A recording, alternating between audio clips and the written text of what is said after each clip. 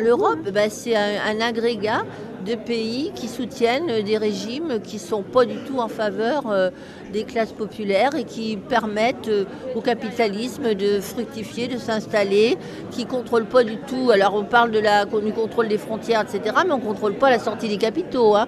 On ne contrôle pas l'évasion fiscale, etc. L'Europe, c'est l'Europe des capitalistes, c'est la circulation des capitaux. Bien sûr que l'Europe, elle existe parce que ça sert ce système. Si ça ne servait pas ce système-là, elle n'existerait pas. Le capitalisme ne peut exister que s'il est international, si vous voulez. C'est par la circulation des capitaux qui peut continuer à exister.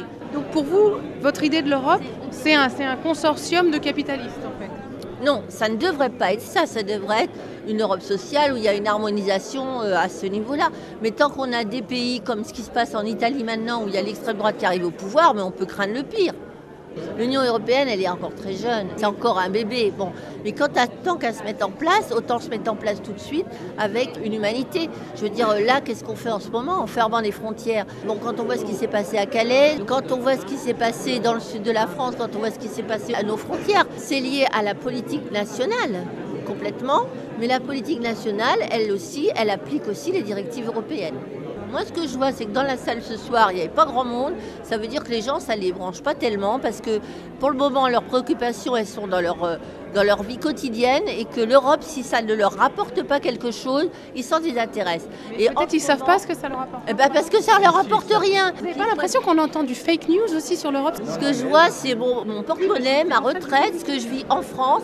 Après que mon gouvernement qui défende ce qu'il veut au niveau de l'Europe, en tout cas moi, il y a ce que je vis au quotidien. Et que si on s'aligne sur les autres pays, c'est-à-dire qu'on va avoir une dégringolade de nos services publics, pour tout ça, parce qu'il y a des directives européennes et qu'il faut s'aligner, je suis désolée, moi je ne suis pas d'accord non plus avec ça.